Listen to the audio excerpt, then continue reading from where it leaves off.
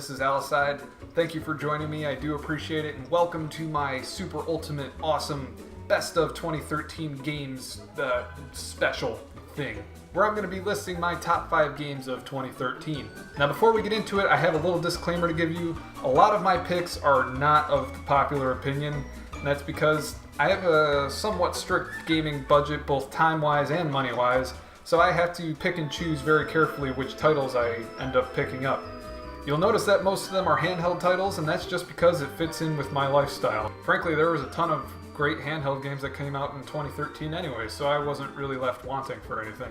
We'll see if the PS4 can kind of lure me back into the living room and strap me down on the couch for a little more time this year. I should note that this is part 1 of a 2-part series. I'm going to be doing my top 5 of 2013. I'm going to be doing my most anticipated, I haven't picked a number yet, of 2014. So keep an eye out for that. I'm going to be looking into some of the titles that we've got coming up in this year, the year of the, what is it, the snake? Horse? So without further ado, please enjoy my top 5 of 2013. Number 5, Hotline Miami. Alright, I'll admit it. I own multiple versions of Hotline Miami. It's not just because it's a free title for PlayStation Plus members either. It's actually a legit game. The best way I can describe it is if some company gained the rights to publish an American Psycho video game in the 80s. I've actually coined the phrase top-down murder puzzler just so I can somehow classify this game into genre. And for the most part I think that works, so feel free to use that if you like. The fast-paced, high-score-driven gameplay and mind-twisting morality of it all kept me playing for hours. And while it's not terribly long, the unlockable masks and trophies kept me replaying missions in an attempt to top my previous scores. Much like an arcade game. Ultra-violent? Disturbing? Arcade style of controls and gameplay? Maybe this is a game straight out of the 80s. Maybe it is an American Psycho reboot. Maybe I'll start calling Jack Christian Bale. Think you would appreciate that? Number 4, Resogun. Now, if your childhood was at all like mine, you spent a ton of time in the arcades at your local mall. And with arcades going the way of the dodo, I haven't been able to achieve that same rush of pumping quarters into a machine or taking turns with your peers to one-up one another's scores. Resogun has seemed to be able to hit every one of those marks, and with a flash of style to boot. At first glance, Resogun isn't anything special, but the old school shmup gameplay paired with an intensely detailed aesthetic kept me pushing for higher scores. It just so happens that my first Platinum PSN trophy was achieved in this game too. That's a pretty big endorsement from me. A game that gets me to replay it and tackle all those stupid challenges is really something to pay attention to. Whether you're a seasoned arcade vet or a newbie to the genre, if you have a PS4 and a PSN account, Resogun is a must-play title.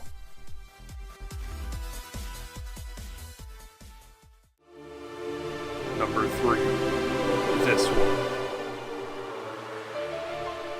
Alright, maybe that was a bit of a cop-out. But I was an East noob prior to stepping into the world of Memories of Celceta, and even though the series has been around since 1987, this game does an excellent job of welcoming newcomers like myself to the series. I wasn't sure what to expect, but I was very pleased with what I found. Within 10 minutes of starting a new game, you're thrown straight into the world of Celceta on your quest, which for me at least, was a refreshing departure from the hours-long intros and tutorials some RPGs have become prone to. So with the light storyline, the battle system is actually the star of the show here. You'll be smashing your way through hordes of enemies constantly, employing the simple combo and special technique system to thwart any who stand in your way. This game is a fantastic companion to bring with you on the go for this reason. The light story and fast-paced combat are easy to jump in and out of, and while it may look like a PS2 era game, the fun factor vastly outweighs the visual discrepancies. A Legend of Zelda killer Ys is not, but it's definitely a fair substitute. Number 2. Oh, look at that. The Legend of Zelda: A Link Between Worlds. 2 action RPGs on the same top 5 list? Yeah, Yeah, I know. But that's sort of my jam, so whatever. Arguably interchangeable with my number one pick, A Link Between Worlds really doesn't need much more praise than it's already received. I really don't understand the backlash that GameSpot received for electing this game as their 2013 Game of the Year. It's just freaking brilliant.